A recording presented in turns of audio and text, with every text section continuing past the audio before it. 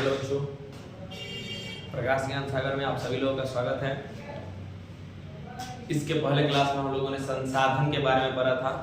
संसाधन क्या होते हैं, संसाधनों की जरूरत क्यों है, संसाधन मनुष्य क्यों बनाते हैं। जिमरमैन ने बताया था कि संसाधन होते नहीं बनते हैं। मनुष्यों को जैसे जैसे आवश्यकताएं पड़ती है वैसे वैसे वो संसाधनों का निर्माण करता है। आज के क्लास में हम लोग जानेंगे कि जो प्राकृतिक संसाधन है, जो मानवकृत संसाधन है या जो मानव संसाधन है, इनको किस प्रकार उत्पत्ति के आधार पर, किस प्रकार उपयोगिता के आधार पर, इस तरह से कई भागों में बांटा जाता है और किस भाग में क्या क्या पढ़ना होता है। इससे पहले हमने आपको बताया था कि संसाधन के 3 प्रकार होते हैं। संसाधन के कितने प्रकार होते हैं? संसाधन के 3 प्रकार होते हैं। एक होता है प्राकृतिक, दूसरा का होता है मानवकृत और तीसरा का होता है मानव। खुद मानव एक संसाधन भी है। प्राकृतिक संसाधन वैसा संसाधन जिसका निर्माण मनुष्यों ने ही नहीं किया है, जो प्राकृतिक प्रदत्त है, वैसे संसाधनों को प्राकृतिक संसाधन कहते हैं। मानवकृत या मानव निर्मित संसाधन किसे कहते हैं? मानव निर्मित संसाधन। तो मानव ने जिस संसाधनों का अपनी आवश्यकता के अनुसार निर्माण किया है वैसे संसाधनों को मानव निर्मित संसाधन कहते हैं। और चूंकि मानव खुद अपने बुद्धि विवेक से इन संसाधनों को बनाता है और इसका उपयोग करता है, इसलिए खुद मानव भी एक प्रकार का क्या है? संसाधन है। इसमें क्या क्या आ जाता है? तो इसमें आ जाता है नदी, पृथ्वी, इसके बाद पेड़,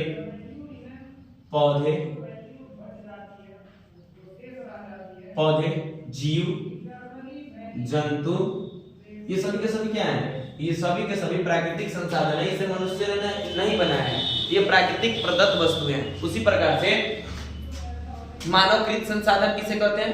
तो ऐसा संसाधन जिसे मनुष्य ने खुद बनाया है उसे मानवकृत संसाधन कहते हैं। जैसे यह बोर्ड किसने बनाया? मनुष्य ने। तो मान लीजिए बोर्ड, ठीक, कार, घर, रेल, कपड़ा, ये सब जो संसाधन है वो कैसे संसाधन है? मानवकृत संसाधन है, क्योंकि मानव ने इसका क्या किया है? निर्माण किया है। और मानव खुद एक प्रकार का क्या है? संसाधन है, क्योंकि मानव ही इसका निर्माण करता है और इसका उपयोग करता है। ये सब इसके पहले वाले वीडियो में पढ़ाई हो चुका है। लेक्चर फर्स्ट में ये सब पढ़ाया गया है, आज लेक्चर 2 है। तो चलिए हम लोग इसमें संसाधन को और कई तरीकों से पढ़ेंगे। जैसे कि नवीकरणीय संसाधन किसे कहते हैं, अनवीकरणीय संसाधन क्या होते हैं, जैविक संसाधन, अजैविक संसाधन क्या होते हैं, राष्ट्रीय अंतरराष्ट्रीय संसाधन क्या होते हैं, सभी के बारे में हम लोग एक एक करके जानकारी प्राप्त करेंगे। तो सबसे पहले आते हैं संसाधन उत्पत्ति के आधार पर। किसके आधार पर? उत्पत्ति के आधार पर संसाधन। उत्पत्ति के आधार पर संसाधन, इसके बाद उपयोग के आधार पर संसाधन,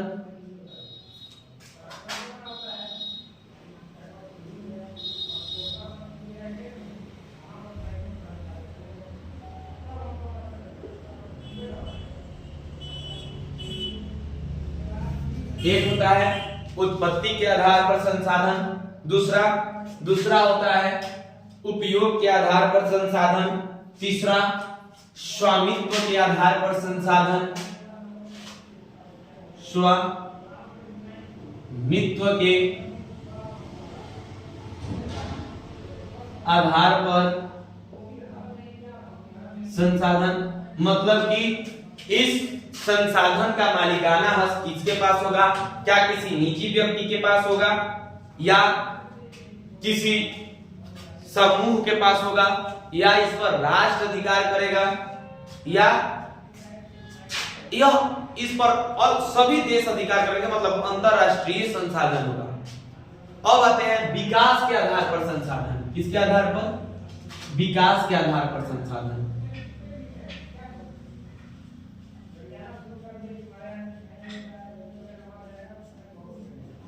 विकास के आधार पर संसाधन। इसमें होता है कि कौन सा संसाधन कितना विकास किया है, क्या किया है, किसको भंडारित संसाधन कहते हैं। यह सब संसाधनों के अलग अलग प्रकार है। वही संसाधन जो प्राकृतिक, मानवकृत और मानव संसाधन है, उन्हीं को इसमें बांटा जाता है। जैसे उत्पत्ति के आधार पर, जन्म के आधार पर कितने प्रकार के होते हैं। दूसरा का उपयोग के आधार पर कितने होते हैं।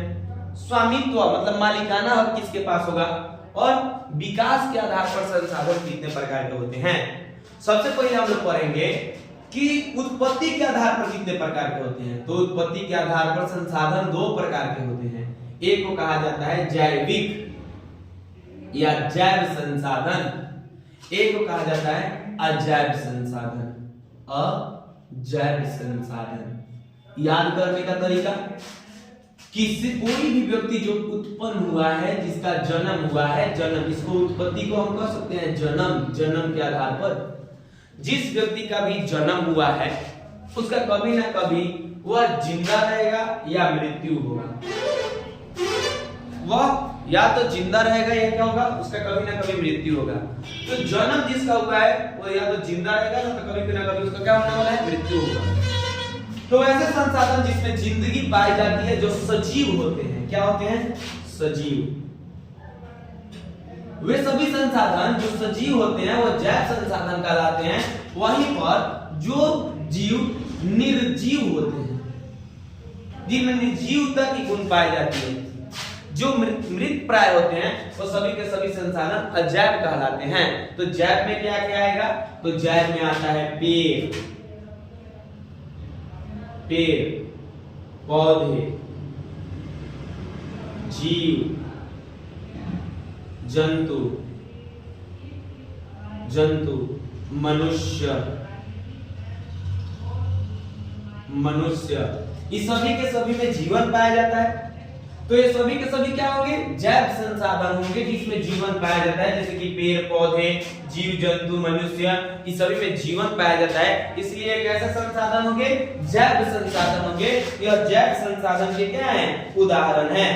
वहीं पे अजैव संसाधन जिसमें जीवन नहीं पाया जाता है, तो वे सभी के सभी संसाधन क्या कहलाते हैं, तो वे सभी के सभी संसाधन अजैव संसाधन कहलाते हैं, जिसमें जिंदगी नहीं पाई जाती है। ठीक, तो अजैव में क्या क्या आएगा, तो अजैव में आ जाएगा खनिज संसाधन,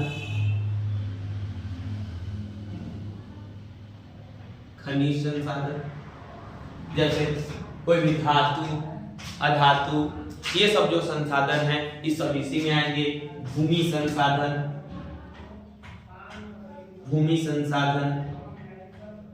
जल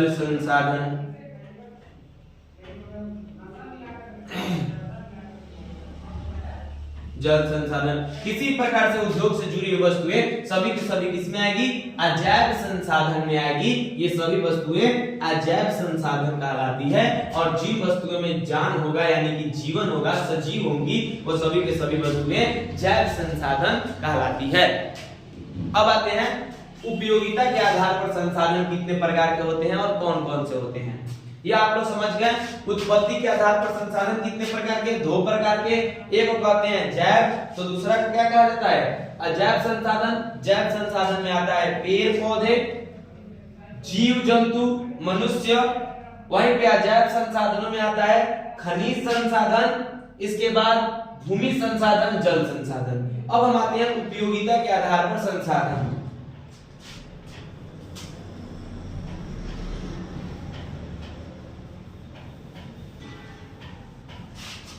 उपयोगिता के आधार पर संसाधन, उपयोग, हम किसी वस्तु को कितना ज्यादा उपयोग कर सकते हैं, इसके आधार पर संसाधनों को भी दो भागों में बांटा गया है। एक को कहते हैं नवीकरणीय संसाधन,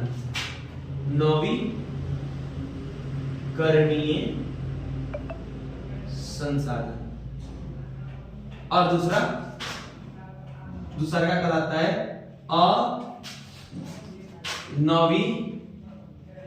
अनवीकरणीय संसाधन। क्या होता है नवीकरणीय संसाधन और क्या होता है अनवीकरणीय संसाधन, पहले ये जानना जरूरी है। नवी मतलब नया, अनवी जो नया नहीं हो सकता, नवीकरणीय जो नया हो सकता है, नया। इतना से आप लोग अगर याद कीजिएगा तो याद हो जाएगा। नवी, नवी मतलब नया, नया हो जाए जो बार बार। और अनवी जो फिर से नया ना हो, जो नया होने के लायक ना हो, उसे अनवी कहते हैं। नवीकरणीय संसाधन और अनवीकरणीय संसाधन ही सबसे ज्यादा बार फंसता है, और केवल इसका डिफिनीशन फंसता है, क्योंकि दोनों का नाम सेम सेम है। अगर आप लोग थोड़ा सा याद कर लेते हैं, नवी मतलब नया, तो अनवी मतलब जो नया नहीं हो सकता। तो इसका परिभाषा होगा वैसे संसाधन जिन्हें भौतिक, रासायनिक या जैविक तरीकों से पुनः प्राप्त न किया जा सके, ऐसे संसाधनों को अनवीकरणीय संसाधन कहते हैं। इसको थोड़ा सा चेंज कर देते हैं, इसे नवी कर देते हैं और इसे अनवी, ताकि थोड़ा सा पहले परिभाषा है पहले बढ़िया लगेगा।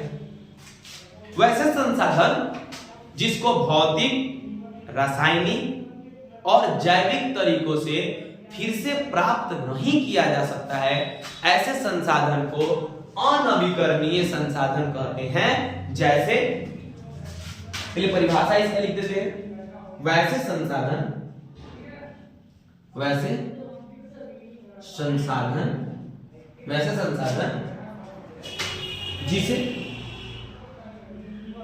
भौतिक, रासायनिक मतलब कि फिजिकल, केमिकल, भौतिक, रासायनिक तथा जैविक, बायोलॉजिकल, जैविक प्रक्रिया के द्वारा पुनः प्राप्त नहीं किया जा सके, उन्हें अनवीकरणीय संसाधन, अनवीकरणीय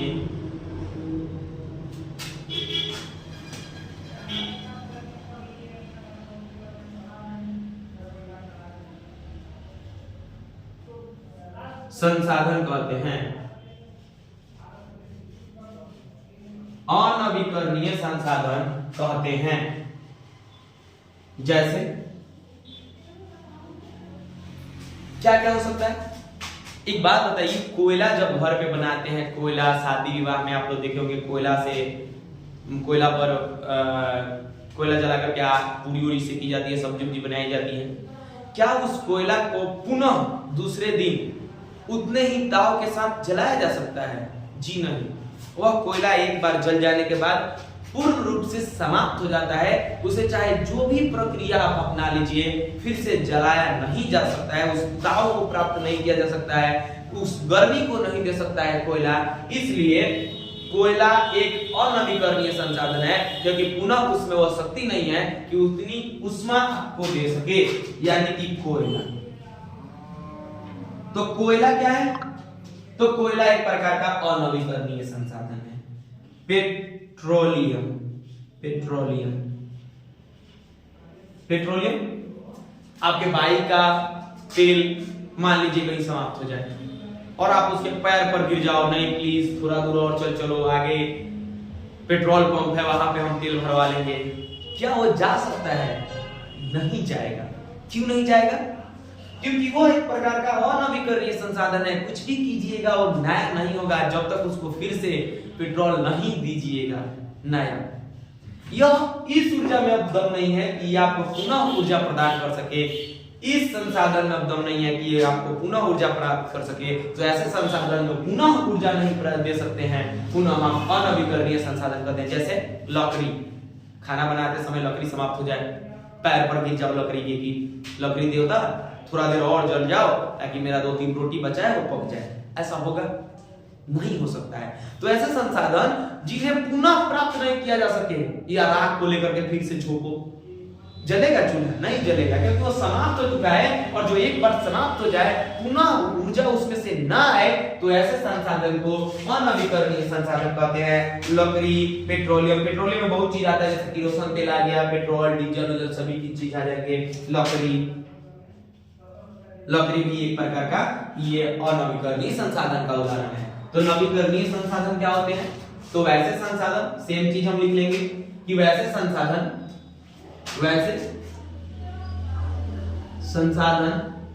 जिन्हें भौतिक, रासायनिक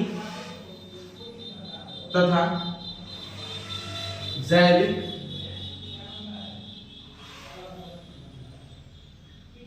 प्रक्रिया को अपनाकर उन्हें पुनः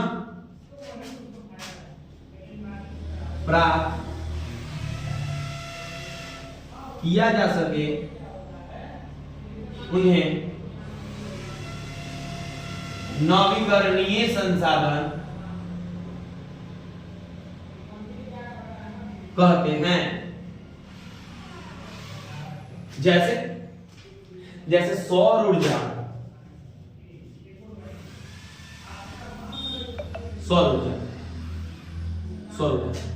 जैसे सूरज, हम लोग प्लेट लगा देते हैं और अपना बैटरी चार्ज कर लेते हैं, फिर बैटरी समाप्त होता है, सुबह सूरज भगवान उगते हैं और फिर से बैटरी को चार्ज कर देते हैं। लगातार हर एक दिन वो चार्ज कर देते हैं। यानी सूरज का ऊर्जा कभी समाप्त होगा? जी नहीं, यह समाप्त प्राय ऊर्जा नहीं है, यह हर एक दिन नया ऊर्जा के साथ आ जाते हैं। यानी कि इनकी ऊर्जा हमेशा नया होती रहती है, यानी यह नवीकरणीय स्रोत है। तो सौर ऊर्जा, साथ साथ पवन ऊर्जा, इसके साथ साथ ज्वार भाटीय ऊर्जा,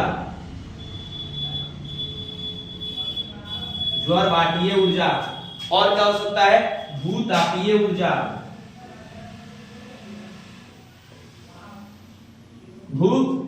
ऊर्जा, ये सब जो ऊर्जाएं हैं, यह कभी समाप्त नहीं होने वाली ऊर्जाएं हैं। जल विद्युत, इसमें एक और है जल विद्युत ऐसे है, इसमें बहुत सारा, लेकिन ये सब कुछ है जो बहुत महत्वपूर्ण है और इसको बार बार पूछा जाता है कि बताइए सौर ऊर्जा किस प्रकार का ऊर्जा है? तो नवीकरणीय है। पवन ऊर्जा नवीकरणीय है, जल विद्युत नवीकरणीय, ज्वार भाटीय ऊर्जा नवीकरणीय, भूतापीय ऊर्जा नवीकरणीय ऊर्जा संसाधन है। इनकी ऊर्जाएं कभी समाप्त नहीं होती है, ये हमेशा नया और हमेशा नया ऊर्जा प्रदान करते हैं। वहीं पे अनवीकरणीय संसाधन क्या है? तो ऐसे संसाधन जिन्हें भौतिक, रासायनिक तथा जैविक प्रक्रिया के द्वारा पुनः प्राप्त नहीं किया जा सके, उन्हें अनवीकरणीय संसाधन कहते हैं। जैसे कोयला, पेट्रोलियम, लकड़ी, ये सभी जो संसाधन हैं, यह अनवीकरणीय संसाधन है। इतना बात आपको समझ में आया? एक था उत्पत्ति के आधार पर कितने होते हैं? 2 होते हैं। एक को कहते हैं जैव और दूसरा का कहते हैं अजैव। जैव मतलब जिसमें जीवन हो वो जैव, जिसमें जीवन ना हो अजैव, जो जिंदा हो जैव, जो जिंदा ना हो अजैव, जिसमें जो सजीव है जैव, जो निर्जीव है अजैव। सजीव पेड़ पौधे, जीव जंतु, मनुष्य सभी क्या होते हैं? सजीव होते हैं, यानी जैव ऊर्जा है। नदी, तालाब, झील और जल संसाधन, वायु संसाधन, ये प्रकार निर्जीव हैं, यानी कि अजैव संसाधन है। वहीं पे आप लोगों ने पढ़ा उपयोग के आधार पर संसाधन कितने प्रकार के होते हैं? तो उपयोग के आधार पर संसाधन 2 प्रकार के होते हैं। एक को कहते हैं अनवीकरणीय, दूसरा का कहते हैं नवीकरणीय संसाधन। अनवीकरणीय संसाधन किसे कहते हैं? तो अनवीकरणीय संसाधन उन संसाधनों को कहते हैं जो भौतिक, रासायनिक तथा जैविक प्रक्रियाओं के द्वारा पुनः प्राप्त नहीं हो सकते हैं, जैसे कि कोयला, लकड़ी और पेट्रोल। वैसे संसाधन जिन्हें भौतिक, रासायनिक और जैविक प्रक्रियाओं द्वारा पुनः प्राप्त किया जा सके, उन्हें हम कहते हैं नवीकरणीय। पुनः प्राप्त किया जा सके उसे नवीकरणीय संसाधन कहते हैं, जैसे सौर ऊर्जा, पवन ऊर्जा, जल विद्युत, ज्वारभाटीय ऊर्जा और भूतापीय ऊर्जा। भूतापीय ऊर्जा जमीन के, पृथ्वी के 3 परतें हैं। 3 परतों में सबसे पहले सियाल, फिर सीमा और फिर नीफे। नीफे जो है वो गर्म लावा है, जिसमें लोहा और मतलब फेरस और निकेल और फेरस का एक मिश्रण है, निकेल और लोहा का, जो पूरा ही द्रव अवस्था में और बहुत ही गर्म है। जैसे जैसे हम पृथ्वी के नीचे जाते हैं गर्मी बढ़ती जाती है, कहीं ऐसा समय आए कि हम लोग वहां पे प्लेट को स्थापित कर दे जहां पे ताप आ रहा है, तो ये प्लेट चार्ज हो जाएगी और चार्ज होकर के इससे कनेक्शन करके हम ऊपर में जल विद्युत वाले भूतापीय ऊर्जा पैदा कर देते हैं। लेकिन यह बहुत ही ज्यादा रिस्की होता है। जब भी कभी भूकंप आता है, जब प्लेटें एक दूसरे से टकराती है, तो यह जितना भी षड्यंत्र लगाया जाता है सबको नहस नहस कर देती है, बहुत सारे पैसे का नुकसान हो जाता है। इसलिए वर्तमान में ये जो भूतापीय ऊर्जा है इसका प्रयोग नहीं कर पाते हैं हम लोग, क्योंकि बहुत ज्यादा दिक्कत हो जाता है भूकंप के कारण। इतना चीज आप लोग समझ में। अब हम लोग पढ़ेंगे स्वामित्व के आधार पर संसाधन। स्वामित्व के आधार पर संसाधन कितने प्रकार के होते हैं?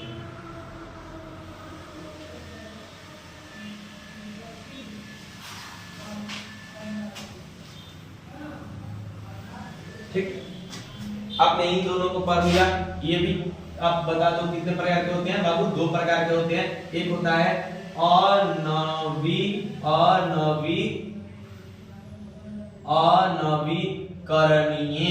और एक होता है नवीकरणीय।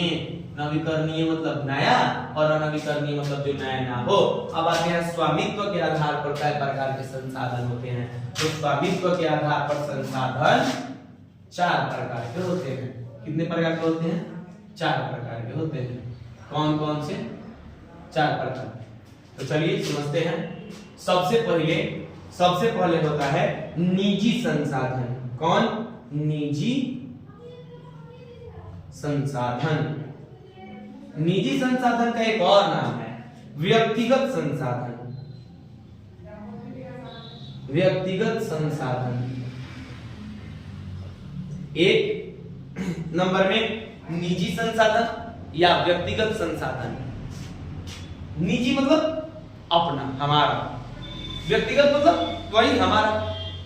जो संसाधन को आप कह सके ये हमारा है, तो ऐसा संसाधन निजी संसाधन कहलाता है। जैसे ये हमारा मार्कर है, तो ये हमारा मार्कर है। यहाँ पे हमारा का प्रयोग किया जाता है। हमारा का प्रयोग क्या किसके लिए होता है? निजी, यानी ये मेरा निजी है। यह हमारा टी शर्ट है, यह हमारा शर्ट है, यह हमारा घड़ी है। तो जिसके लिए हमारा का प्रयोग हो जाए, मेरा का प्रयोग हो जाए, तो वो सारे के सारे संसाधन निजी संसाधन होते हैं। जैसे यह मेरा जमीन है, यह मेरा घर है, यह मेरी कार है, यह मेरा मार्कर है, यह मेरी शर्ट है, यह मेरा बोर्ड है, यह मेरी कोचिंग है। तो इस तरह के जितने भी संसाधन होते हैं जिसमें हमारा मेरा लग जाता है, वो सारे के सारे संसाधन व्यक्तिगत संसाधन या निजी संसाधन कहलाते हैं। इनमें पुश्तैनी चीजें आती है, जैसे कि कोई अपना घर का जमीन है तो सब इसी में आएगा। तो ये सारे के सारे संसाधन क्या कहलाते हैं? व्यक्तिगत संसाधन। तो व्यक्तिगत संसाधन में क्या क्या आ जाएगा? तो व्यक्तिगत संसाधन में आएगा भवन, मतलब कि अपना मकान। और क्या आएगा? जमीन। किसका जमीन? दूसरे का नहीं, अपना जमीन। ठीक है। और क्या आ सकता है? इसमें आ सकता है अपना कोई उद्योग खोले है जिसमें प्राइवेट लिमिटेड लगा रहता है। आप लोग देखे होंगे किसी भी कंपनी के आगे में तो पीछे में PVT LTD लगा होता है ना, प्राइवेट लिमिटेड। Private limited. तो ये जो प्राइवेट का मतलब क्या होता है? निजी, यानी कि PVT LTD प्राइवेट लिमिटेड। जो प्राइवेट कंपनियां हैं वे सभी की सभी कैसी है? वो सभी की सभी निजी संसाधन के उदाहरण है। अगर आपने कोई कार खरीद लिया, कार, ठीक है, अपनी कार होनी चाहिए, अपनी, तो ये सभी के सभी क्या होंगे? निजी संसाधन होंगे। ठीक है, ये सभी के सभी क्या होंगे? निजी संसाधन होंगे, खुद के संसाधन होंगे। वैसे संसाधन जिस पर किसी व्यक्ति का अधिकार होता है, ऐसे संसाधनों को व्यक्तिगत संसाधन कहा जाता है। इसमें और आ सकता है मकान, तालाब, बगीचा। बगीचा कहते हैं ना, ये हमारा बगीचा है, इसमें से फूल तोड़ोगे तो हाथ तोड़ लेंगे, तो यानी कि कैसा? हमारा है, हमारा। तो जहां भी हमारा लगे कि ये हमारा है, इसको छूना मना है तुम्हें, तो सभी के सभी हाँ हमारे कार पे हाथ मत रखो, गंदा हो जाएगा। यानी कि कार कैसा संसाधन? हमारा। हमारा मतलब निजी व्यक्तिगत संसाधन। हमारी जमीन है, इसमें तो कलंदाजी करोगे तो पीटोगे, यानी कि व्यक्तिगत संसाधन है। यह मेरा मकान है, कैसा संसाधन? व्यक्तिगत संसाधन। मेरे जमीन में से निकलो, ऐसा। यह मेरी कंपनी है। इस तरह से जो भी होता है, ये सभी के सभी कैसे संसाधन है बाबू? तो ये सभी के सभी व्यक्तिगत संसाधन या निजी संसाधन है। जो दूसरा संसाधन होता है इसे कहते हैं सामुदायिक संसाधन। कौन सा संसाधन? सामुदायिक संसाधन। क्या इसका भी दूसरा नाम है? हाँ, इसका भी दूसरा नाम है सार्वजनिक संसाधन। सार्वजनिक संसाधन क्या होता है? सामुदायिक या सार्वजनिक संसाधन तो ऐसा संसाधन जिसमें सब कोई जाए। हाँ, ये ना कि मेरा अपना है ना, सब किसी का है। जिन जिन चीजों के आगे आप लोगों ने ये दो शब्द देखे होंगे, सामुदायिक या सार्वजनिक, वो सभी की सभी चीज, तो सभी की सभी संसाधन, वस्तुएं या कुछ भी जिसमें दो शब्द लगे होते हैं, यह सार्वजनिक सामुदायिक संसाधन होते हैं, जिसमें सभी लोग का बराबर हिस्सेदारी होता है। जैसे आप लोगों ने सुना होगा सामुदायिक स्वास्थ्य केंद्र। सामुदायिक स्वास्थ्य केंद्र यानी कि सामुदायिक स्वास्थ्य केंद्र यानी कि जो अस्पताल होता है, सरकारी अस्पताल, सरकारी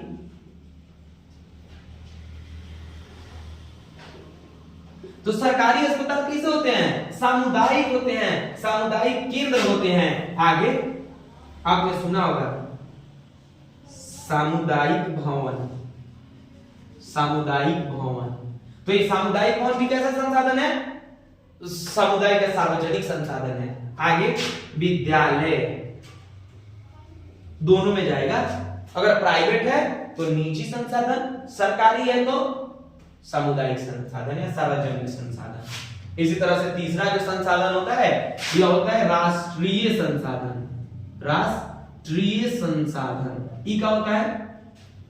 किसी भी देश की सीमाओं के अंदर आने वाले, किसी भी देश के सीमाओं के अंदर आने वाले सभी प्रकार की संसाधन, जमीन, कोई भी चीज उसके अंदर है किसी देश के सीमा के अंदर, तो सभी का सभी क्या कहलाएगा? वो सभी का सभी संसाधन राष्ट्रीय संसाधन कहलाएगा। वो सभी का सभी संसाधन कैसा संसाधन कहलाएगा? वो सभी का सभी संसाधन राष्ट्रीय संसाधन कहलाता है।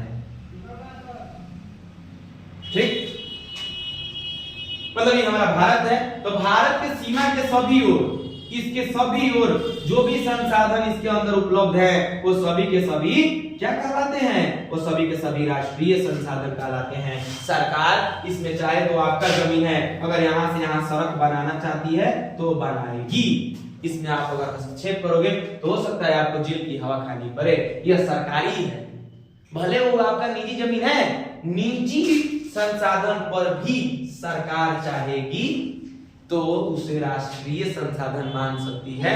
जैसे आपके जमीन के बीचों बीच अगर बीचों बीच से रेलवे निकालनी है तो सरकार निकाल सकती है। इसके लिए आप माना उतना नहीं कर सकते हैं क्योंकि यह एक प्रकार का राष्ट्रीय संसाधन है, क्योंकि राष्ट्रीय संसाधन का एक परिभाषा है कि राष्ट्र के अंदर आने वाली प्रत्येक वस्तु राष्ट्रीय संसाधन है। आप भी राष्ट्रीय संसाधन है। जब कोई देश अटैक कर देगा तो आपको भी देश के सेवा के लिए अपने जान की बाजी लगानी पड़ेगी, अपना बलिदान देना पड़ेगा, सर कटाना पड़ेगा अपने भारत की रक्षा के लिए। और आप मना नहीं कर सकते हैं क्योंकि आप भी कैसे संसाधन हैं? अगर राष्ट्र के अंतर्गत पढ़ रहे हैं तो आप भी एक राष्ट्रीय संसाधन है। अपने देश की सेवा के लिए हमेशा तत्पर रहना पड़ेगा आपको। ठीक, तो ये हो गया।